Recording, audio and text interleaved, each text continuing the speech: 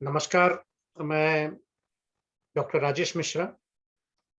जैसा कि मैंने आपसे प्रॉमिस किया था कि प्रत्येक मंगलवार को अपनी कहानी के अंतर्गत ऐसे एक व्यक्तित्व को आपके सामने उपस्थित करूँगा, जो अपने आप में सफल व्यक्ति हैं और साथ ही साथ उनकी भी जीवन की कुछ अनोखी कहानियाँ हैं, जिनको हम टटोलने का प्रयास करेंगे। तो आज हमारे बीच में काउंसलर शरद कुमार झा जी यूके से हैं। स्वागत है। अहाँके बहुत-बहुत स्वागत, अभिनंदन, वंदन। नमस्कार, नमस्कार, नमस्कार। हार्दिक अभिनंदन, अभिमंत्रित आशीष आपको, मेरे को और सारे जग को। धन्यवाद। तो मैं आपसे रिक्वेस्ट करूँगा कि आप बेहतर है कि आप अपने बारे में खुद ही थोड़ा अगर 2-4 लाइन बताएँ लोगों को, अपने दर्शक को तो अच्छा रहेगा, ताकि आप हर एक पहलू को बता पाएँगे। जी। जी, जी, बिल्कुल, बिल्कुल। क्या है कि सबसे पहले तो हम एक आम इंसान हैं, जो कि ऊपर फलक देखते हैं, नीचे सरज़मीं। जी। जब आप ऊपर अपना आँख उठा के देखते हैं, तो नीला आसमान दिखता है और नीले आसमान के पीछे एक पूरा ब्रह्मांड है और ब्रह्मांड में आप भी हैं। तो क्या है कि उस दृष्टिकोण से अगर सोचें और उस नीला आसमान के आगे जो माने कि चरम दृश्य है जिसको ओम बोलते हैं, उस लक्ष्य को देखते हुए अगर आपका आपके जो मन में है बचपन से कि मुझे ये करना है, वो करना है अपने लिए और पूरे समाज के लिए, तो वही आपका असली लक्ष्य हुआ जिससे कि आपको जुग-जुग तक, जुग-जुगांतर तक पहचाना जाएगा। तो जहाँ तक मेरे बारे बोले तो मैं तो जमशेदपुर हालाँकि टाटा नगर में मैं बॉर्न एंड ब्रॉट अप हुआ, टाटा मेन हॉस्पिटल से कहानी शुरू हुआ और उसके बाद बोले तो बचपन तो वहीं बीता, अपना डीबीएमएस इंग्लिश स्कूल से लॉयला स्कूल जमशेदपुर वहाँ है, उसमें बचपन बीता और बचपन में हिटकोले खाते हुए फिर आपको बहुत तमन्ना था, जैसे हमने कहा कि जैसे हर अपने बिहार और यूपी के यूथ को होता है कि सिविल सर्विसेज में जाएँ, फिर काफ़ी स्ट्रगल करते हैं, काफ़ी दुनिया देखते हैं। तो उस पॉइंट ऑफ व्यू से Delhi university is the best place वैसे सिविल सर्विसेज के लिए, तो वहाँ गए।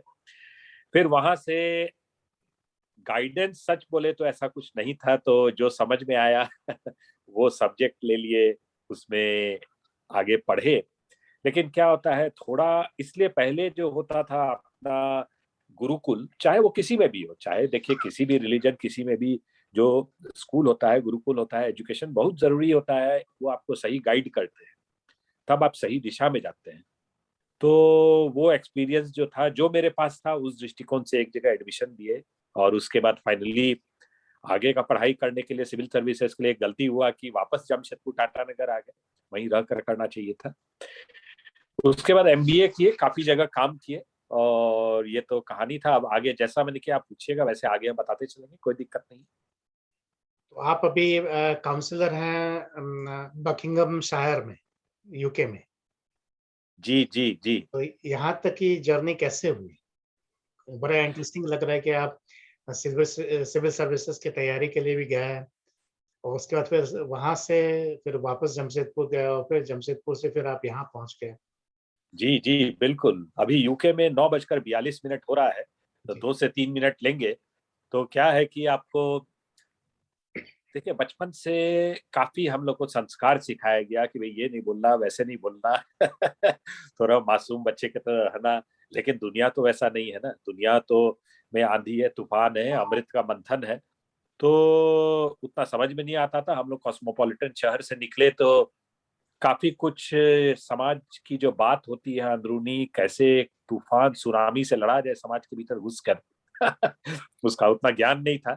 तो स्कूल में भी क्या होता था कि थोड़ा सीधे-साधे थे तो परेशानी होती थी कि भाई जूझना, लड़ाई करना, झगड़ा करना उससे कोसों दूर थे। तो दिक्कत तो हुआ, बुलिंग का भी दिक्कत हुआ, ये तो हम नहीं बोलेंगे कि नहीं। तो काफ़ी तरह का माने कि काफ़ी तरह का हमने हमने देखा, माने कि सच बोले तो हम तो सच्चे आदमी हैं। तो फिर वहाँ से जब आगे बढ़े, ठीक है, दिल्ली आए, दिल्ली में आने के बाद एमबीए आए, एमबीए की जो हमने पहले बता चुका हूँ।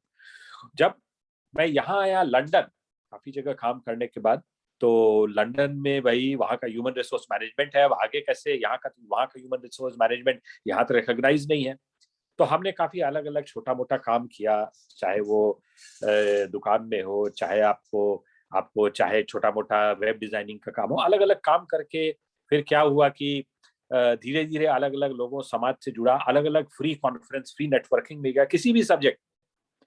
और धीरे धीरे क्या हुआ, जैसे जैसे कारवां बढ़ा, यहाँ तो मैं 2002 में आया, तो अभी तो आपको रखिए 2021 हो गया है।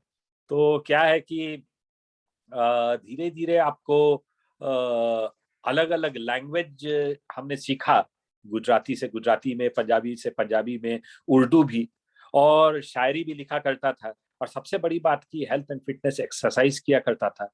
ये सब करते कराते जबरदस्ती जगह जगह जाकर कोई भी सब्जेक्ट, कभी केमिकल साइंस में बोलता था, कभी रिटेल मैनेजमेंट में बोलता था, कभी एग्रीकल्चर में। तो शुरुआत में तो कागज देख के बोलने की आदत थी। बाद में क्या है कि हमने आपको जब रखे कि ट्रेन में जा रहे हैं, बोला गया शरद जी यहाँ आइए थोड़ा अटेंड कीजिए, बोला ठीक है भाई। तो ट्रेन में जाते जाते रिटेल मैनेजमेंट में इमीडिएटली देखा कि क्या लेटेस्ट कंसेप्ट है। तो जब आपको एक लफ्ज में बात करने की एक मानी क्षमता हो जाती है, तो उसमें फिर आप आगे अलग अलग एग्जाम्पल देकर बोलते हैं। जैसे मेरे को याद है कि हाउस ऑफ कॉमन्स में मुझे कहा गया कि आपको रिटेल मैनेजमेंट में 5 मिनट के लिए बोलना है। अलग अलग दुनिया के लोग थे। तो मैं जब बोलना शुरू किया तो पता चला कि मुझे टाइम दिया गया था 1:55 से 2:05 तक। तो मैं 2:45 तक बोलता रहा। फिर फाइनली रुकना पड़ा कि भाई और भी स्पीकर है, और भी स्पीकर है। वो क्या है कि बाबा साहब भीमराव रामजी अंबेडकर जी, सत सत नमन उनको, समादर संग नमन, उन्होंने कहा था कि cultivation of mind should be the ultimate aim of human existence. तो सब यहाँ दिमाग में है बचपन से लेकर यहाँ अभी तक। उसको कैसे आप इस्तेमाल करेंगे, कैसे उसका मैंने कि यूज करेंगे, वो सबसे बड़ी बात है। तो आपने सिविल सर्विसेज की तैयारी शुरू की और फिर वापस आ गए और वो सक्सेस नहीं मिला, तो उस समय आपकी क्या मानसिक स्थिति थी? और या फिर किस तरह से आपको घर के लोगों से क्या झेलना पड़ा? कुछ इस तरह में से। क्या हुआ कि जब हमने दिल्ली यूनिवर्सिटी गया तो दिमाग में आया कि हिस्ट्री ऑनर्स लेना है सिविल सर्विसेज के लिए। लेकिन मुझे सेंट स्टीफेंस कॉलेज में फिलोसॉफी ऑनर्स और इंग्लिश ऑनर्स मिल रहा था। कोई गाइड करने नहीं वाला था कोई भी। एक्चुअली मुझे बाद में पता चला कि फिलोसॉफी मेरे को लेना चाहिए था। अभी क्या है कि सिविल सर्विसेज तो अगर आप देना चाहते हैं तो 3 साल ग्रेजुएशन करने के बाद या ग्रेजुएशन के दरमियान, मैं बोलूंगा ग्रेजुएशन के फर्स्ट ईयर ही से ये मन में रहना चाहिए कि मेरे को, क्योंकि ग्रेजुएशन के बाद तो आप इमीडिएटली एग्जाम दे सकते हैं। तो अभी क्या हुआ कि सिविल सर्विसेज में उतना गाइडेंस नहीं था। तो लेकिन मेरे नोट्स पढ़ के काफी जन सिविल सर्विसेज किए हैं, पॉलिटिकल साइंस, हिस्ट्री ऑनर्स, और मेरा वहां काफी नाम भी था, लोग इज्जत देते थे कि नहीं ये काफी, ये जरूर कम्पीट करेंगे। गलती क्या किए, सिविल सर्विसेज के दौरान या तो ग्रेजुएशन, या तो आपको 1-2 साल तक ग्रेजुएशन के बाद आपको टोटली अंडरग्राउंड हो जाना है, कहीं नहीं जाना है। अलग अलग इलाका है दिल्ली में, अलग अलग सब्जेक्ट के लिए फेमस है। जैसे जिया सराय आईआईटी दिल्ली के बगल में है, वहां साइंस के लोग सब पढ़ते हैं। मुखर्जी नगर, इंदिरा विहार, ये आपको हडसन लाइन, ये सब आर्ट्स के लोग वहां है।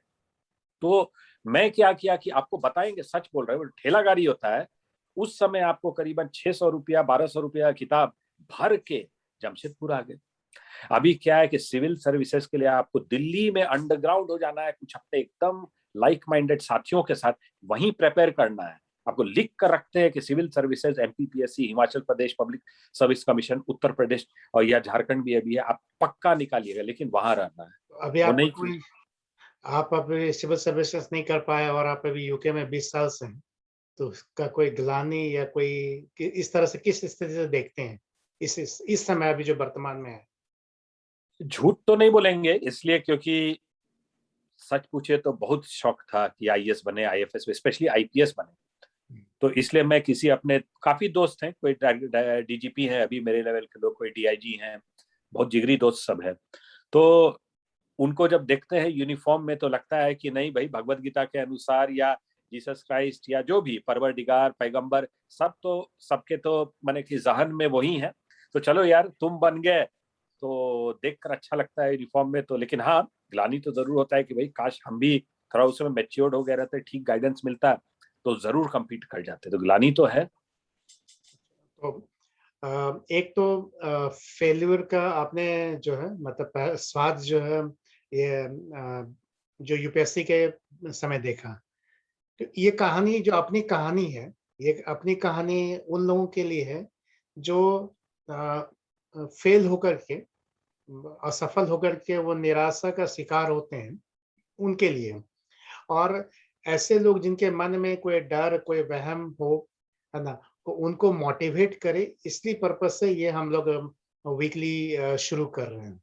जी तो आपको क्या लगता है क्या कि अगर आप आईपीएस नहीं हैं या आईएएस नहीं हैं, है ना? और अभी आप काउंसलर हैं, तो इस स्थिति को आप कैसे कोरिलेट करेंगे? मतलब ये क्या ये मोटिवेशन है या नहीं है? या जी फिर ये जी अच्छा हुआ कि नहीं हुआ आपके लिए? जी, मैं साथ साथ टाइम भी देख रहा हूँ। हर मैंने कि जब मैं कुछ बोलता हूँ कम से कम 1.5 से 2 मिनट मैक्सिमम लेता हूँ। प्लीज़। तो क्या है कि क्योंकि ये एक समय सीमा होता है। फ्रैंकली स्पीकिंग, सिविल सर्विसेज एक ह्यूमन रिसोर्स मैनेजमेंट है, लोगों को मैनेज करना। तो जब हमने सिविल सर्विसेज नहीं किया, जिस कारण से काफी क्या होता है, देखिए जब आप पारिवारिक रूप से माँ बाप से बहुत साथ मिला ना, मेरी बहन, दोनों बहन, तो उनका नाम तुलिका लिपिका है, बहुत साथ मिला, अभी भी मिल रहा है। लेकिन हाँ, जब आप देखिए बहुत लोगों के बीच में रहते हैं, दिमाग उतना मैच्योर्ड नहीं होता है, तो लोग आपको गुमराह करते हैं कि तुम इसके लायक हो, सिविल सर्विसेज के लायक तुम हो, कर पाओगे, अपने आप को पहले समझो। बहुत डिस्करेजमेंट होता है, तो बट नेचुरल उससे उभरना पड़ता है। दिमाग को एक मेडिटेशन करके दिमाग में एक संयम, शालीनता लाना होता है। तो हमने क्या किया, हाँ, सेंट्रल डिफेंस सर्विसेज में भी मेरा हो गया था। तो हमने फिर एमबीए किया ह्यूमन रिसोर्स मैनेजमेंट में, अगेन डीलिंग विद पीपल। तो और फिर यहाँ पर जब आए, फिर हुआ कि नहीं, मेरे को लोगों ही के साथ रहने में, लोगों के साथ डील करने में अच्छा लगता है। तब मैंने धीरे धीरे काफी समय के बाद इधर उधर काम करते करते, कुछ कुछ करते करते, फाइनली एक पॉलिटिक्स में आया। पॉलिटिक्स में करीबन 5-6 साल काफी मेहनत करके, और क्योंकि हम लोग जहाँ रहते हैं वहाँ 99% अंग्रेज हैं, तो अंग्रेज के बीच में अपना एक जगह बनाना, हमारी जो शहर है, तो फिर तरह तरह का पहलू हुआ, तरह तरह की पहेलियां थी, मुअम्मा थी, सबसे डील करते हुए, सोसाइटी से डील करते करते, क्या बोलना है, कितना सुनना है, किनके सामने कितना बोलना है। और सबसे बड़ी बात, मेरे जो दोस्त थे, काफी दोस्त मिले, तो उसमें से कुछ दोस्त, मेरा 3 लिस्ट होता है। एक लिस्ट होता है जो आपको हमेशा, जैसे टाटा का आइडियोलॉजी है, जो हमेशा मेरे को डिफिकल्ट टाइम्स में साथ दिए, उनको मैं नमन करता हूँ। और तो वो हमारे साथ मेरे को बहुत जो सपोर्ट किया, हमेशा रहे आशीर्वाद की तरह। दूसरा हाय हेलो नमस्ते, और तीसरा होता है जो कि बेसिकली आपको डिस्करेज करेंगे। तो सबसे फिल्टर करके कुछ लेना है, उससे और मजबूत होकर आगे बढ़ना है। ये नहीं कि आप झुक गए, क्या होगा, क्योंकि जिंदगी एक शतरंज की खेल है। हर एक मुकाम पे आपको सही तरीका से अगर खेलें, तो अपने रास्ता दाएं बाएं आरा तिरछा करते हुए निकल जाता है कि नहीं? आपको कभी ऐसा लगता है क्या कि आपके जीवन का वो एक क्षण जो है सबसे बड़ा खतरनाक क्षण था जिसमें आप कुछ भी कर सकते थे बहुत, और उस क्षण को कैसे आपने ओवरकम किया? ये बहुत पर्सनल क्वेश्चन है, लेकिन फिर भी हो सकता है कि किसी के लिए एक इंस्पिरेशन हो कि अगर वो उस क्षण में, मतलब कभी-कभी क्या होता है कि हम लोग एक ऐसे स्टेट में पहुँच जाते हैं तो कुछ भी कर सकते हैं, है ना? कोई भी जी जी गलत जी। कदम हो। तो क्या गलत कभी आपके क्षण जीवन में ऐसा क्षण आए हैं? नहीं, क्षण, ऐसा टाइम, क्षण तो हर लम्हा में आया है। हर हुँ, लम्हा, माने कि हर दिन जब सूरज उगता है, क्योंकि प्रॉब्लम ये है कि देखिए बचपन से, स्कूल से, जैसे हम आपने कहा कि थोड़ा काफी सीधे साधे थे, तो उस समय बुलिंग हुआ काफी, क्योंकि कुछ गाली गलौज नहीं करते थे, कुछ बोलते नहीं थे भाई, थोड़ा काफी मैनर सिखाया गया, तो बहुत प्रॉब्लम होता था लोगों से जूझने में। तो नंबर वन बहुत दिक्कत हुआ, उससे जूझे। उसके बाद जब दिल्ली यूनिवर्सिटी में भी आए, तो खैर वहां थोड़ा आराम लगा, नहीं पता क्यों, लेकिन दोस्त सब काफी अच्छे मिले। लेकिन अभी भी देखिए, जब सुबह सूरज उगता है तो लगता है कि नया दिन आया। और हर पल में लगता है, आप ठीक बोल रहे हैं, क्या बहुत जब टेंशन होता है, ये होता है, स्ट्रेस होता है, तो सबसे पहले जिम में जाकर स्ट्रेस उतारते हैं।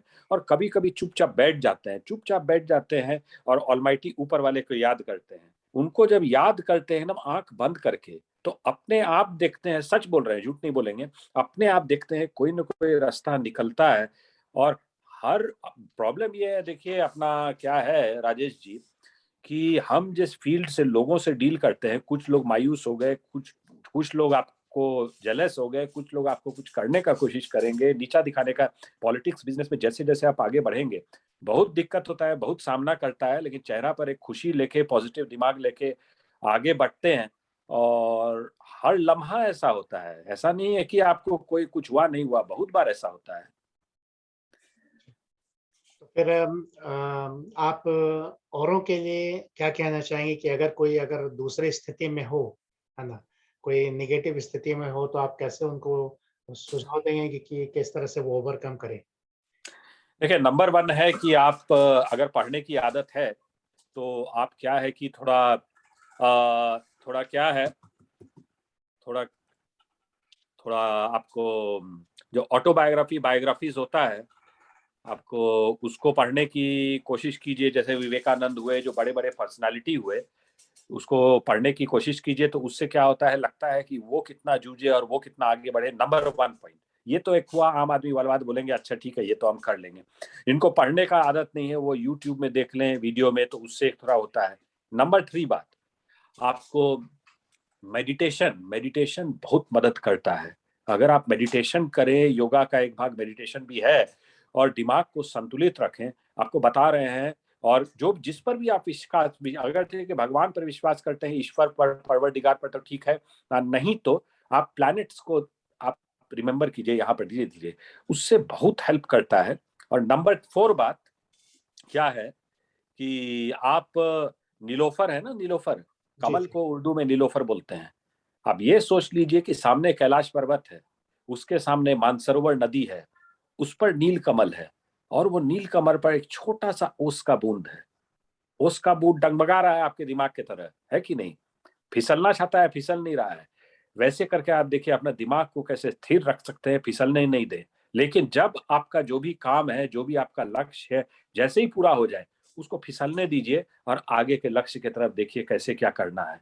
बस टोटल आपका खेल है, आपका दिमाग का खेला है, बता रहे हैं, और सब ठीक हो जाएगा, कोई दिक्कत नहीं है। आपके जीवन का सबसे हसीन लम्हा क्या रहा? अब तक के जीवन का सबसे हसीन 2 या 3 ऐसे पॉइंट शेयर करना चाहेंगे कि ये आपके जीवन का बहुत खूबसूरत लम्हा था, वो आप उसको फिर से जीना चाहेंगे, उस मोमेंट में फिर से जाना चाहेंगे? अब बताइए तो क्या है, काफी अच्छा प्रश्न है, लेकिन बताना तो जरूर मुश्किल है। जी, कभी भी हम ये सोचते हैं, जब दिल्ली यूनिवर्सिटी में थे तो ऋषिकेश जाया करते थे, समझे? जी, जी। और ऋषिकेश में आपको बता रहे हैं, वो गंगा नदी के बगल में बैठकर, वो गंगा नदी का प्रवाह चल रहा है, उसके सामने आपके चेहरे पर हवा लग रहा है। और आपको बता रहे हैं, उस समय आश्रम में मेरे एक दोस्त के मामा रहते थे, अनफॉर्चुनेटली उनका देहांत हो चुका। लेकिन सुबह सुबह, अब आपको क्या बताए, 5 बजे उठकर ठंडा ठंडा पानी से नहाना पड़ता था। उसके बाद गंगा नदी के सामने जाकर बैठते थे, चुपचाप गंगा नदी को देखते थे। उस समय आपको बता रहे हैं, एक हाथी भी दिखा था, जो कि बह रहा है, बह कर वो साइड में ऐसे ऐसे करके निकल जाता है। तो वो जो बैठ के आनंद मिलता था ना। और कभी कभी वो जब शाम में आरती भी जो करते थे ऐसे करके, उसका जो मैंने बता रहे हैं आपको, जो चुपचाप, आप कुछ नहीं करना है, साइलेंटली देखिए, उससे जो आपको अच्छा लगता है, क्या बताए। नहीं तो बनारस में आप मनरिका गार्डन समय जब देखिएगा, माने कि दूर से, तब जिंदगी का असलियत पता चलता है क्या है। तो आप कोई जब भी मौका मिलेगा आप ये देखना चाहेंगे, जाना चाहेंगे? आज ही बात की है, आज ही आपको, वहां एक स्वामी है, मेरे को फोन किए थे। अच्छा। हम तो झूठ कभी बोलते नहीं है, मेरे साथ यही प्रॉब्लम है हुँ, कि भाई, आज शाम में वो मेरे को फोन किए थे। वो हरिद्वार में एक अखाड़ा के स्वामी है, काफी नामी। तो उन्होंने कहा कि शरद जी आप कब आ रहे हैं, फिर कैसे आ रहे हैं? तो हम बोले कि भाई जरूर आएंगे, ऐसा कुछ बात नहीं है। तो और बात है कि दूसरा क्या सॉरी मैं बीच में टोकूँगा। हम्म, दूसरा क्या लम्हा है जो और अब एक तो आप हरिद्वार में मिस करते हैं, हरिद्वार के समय को और उसमें अगर मौका मिला तो आप जाना चाहेंगे। दूसरा क्या जी आपके जीवन की ऐसा क्षण जिसको फिर से आप जीना चाहेंगे? सच बोले तो बचपन में मेरे फ्रेंड्स थे बहुत क्लोज, है कि नहीं? उनके साथ आप शॉर्ट्स पहन के खेल रहे हैं, कबड्डी, गुल्ली डंडा। माधवन, अभी तो वो काफी बड़े, खैर काफी आगे निकल गए, बहुत नामी एक्टर हैं। है कि नहीं? या हम लोग साथ में खेलते थे, हम बुलबुल मेरे फ्रेंड थे, नरेन, तो वो बचपन में जो होली खेलना, एक दूसरे के ऊपर रंग फेंकना, एकदम वो जो बचकाना हरकत होता है, नहीं तो वो कबड्डी खेलना, वो सब जो होता था, क्रिकेट खेलना और फिर घर में आना, माने कि तो वो जो बचपन का जो माने कि एक ठिठोलापन है और एकदम बिल्कुल मासूमियत वाला। और अभी भी कुछ दोस्त हैं, कुछ दोस्त नहीं भी हैं इन द सेंस, कुछ दोस्त अनफॉर्चुनेटली निकल चुके हैं बैकुंठ की तरफ। तो क्या है कि वो लम्हा जो है, मन तो करता है कि जरूर जाकर दिए, वो लट्टू चलाते थे, जाकर लट्टू लाते थे, उसमें आपको वो काठी लगाते थे। बता रहे हैं कि गुड्डी चलाते थे तो मंजा हाथ से बनाते थे हम लोग छत पर। तो माधवन का छत पर कुत्ता दौड़ते रहता था साथ साथ, बड़ा सा एल्सेशन, अभी वो एल्सेशन क्या क्या रखता है, वो चेन्नई में साउथ में काफी एक्टर उक्टर बन गया है, 3 इडियट सब में भी आया था। और मंजा लगाते थे, गुड्डी अपने बनाकर हम लोग गुड्डी उड़ाते थे, कट रहा है, ये हो रहा है, वो रहा है, क्या मजा आता था। तो वो सब जो है बचपन का, मन करता है आप फिर से जाए और नया सिरा से कहानी का सारांश को आगे बढ़ाएं। जीवन का दो पहलू होता है, अप है तो डाउन भी है और डाउन है तो अप भी है, रात है तो दिन भी है, खुशी है तो गम भी है।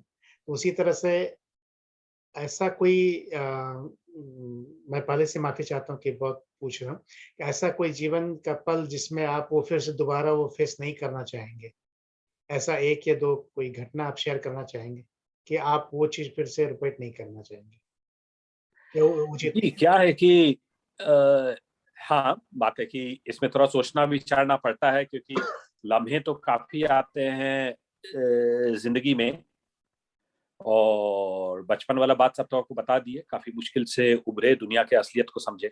लेकिन एक कंपनी में हम थे। हम्म, अब क्या होता है, जब आप ह्यूमन रिसोर्स मैनेजमेंट में हैं, और I used to look after legal और एचआर, तो मेरे को कहा गया कि एक लेडी थी, काफी माने कि उनको परेशानी था, उनको कहा गया कि अब मैनेजमेंट से कि नौकरी से निकालने के लिए।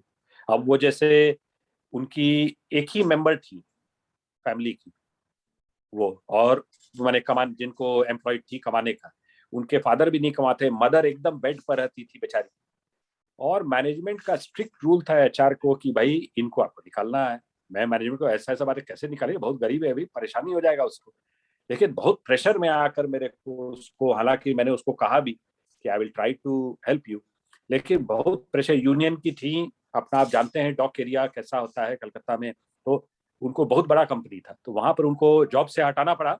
लेकिन उसका अभी तक गिल्ट है कि मैनेजमेंट में बहुत प्रेशर में आकर मेरे को हटाना पड़ा। एक बहुत ही काफी माने कि परेशानी में थी उनके पूरा परिवार। और तो वो एक लम्हा है जिसको कि लगता है कि अब करना पड़ता है आदमी को एक पोजीशन में रहने पर, प्रेशर में। नहीं, चलिए बहुत बढ़िया लगा आपसे बात करके। आई एम श्योर कि लोग इससे सीखेंगे कि अ, आप अपने बुरे समय में कैसे आप अपने आप को मैनेज करेंगे, चाहे वो एक्सरसाइज करके, जिम करके, थोड़ा मेडिटेशन करके, अच्छे दोस्तों के साथ समय गुजार करके आप अपने आप को मैनेज करें। और जीवन में अप डाउन तो आते रहती है। और आप अंत में कुछ कहना चाहेंगे अपना हमारे व्यूअर, स्पेशली जो यंग व्यूअर्स हैं उनके लिए? देखिए, यंग व्यूअर को, मैं तो यूथ से जुड़ा ही हूँ, मैं तो यंग को कहूंगा कि आप ये नहीं सोचिए अकेले हैं, है कि नहीं?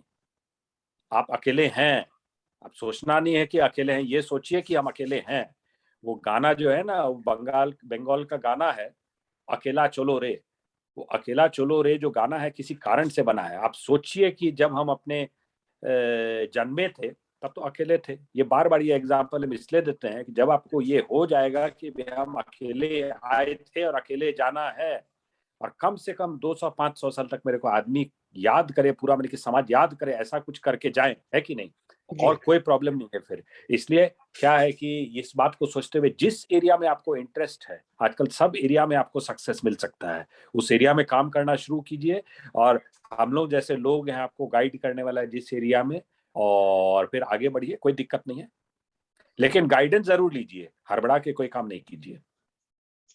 बहुत-बहुत धन्यवाद counsellor Sharad Kumar Jha ji. Thank you. आपने समय निकाला अभी लेट इवनिंग है, ऑलमोस्ट मिडनाइट होने वाला है, फिर भी आपने समय निकाला, इसके लिए बहुत-बहुत धन्यवाद।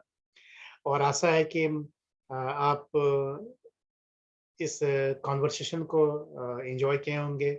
आपने इस कन्वर्सेशन से कुछ सीखा होगा शरद कुमार झा जी से, जो आईपीएस तो नहीं बन पाए, लेकिन आईपीएस के से ऊपर जो एक राजनीति का करियर है उनको उन्होंने ये चुना, और साथ ही साथ बताना भूल गए कि कई बड़े-बड़े कंपनियों के ग्लोबल एडवाइज़र भी हैं और ऑर्गेनाइज़ेशन के।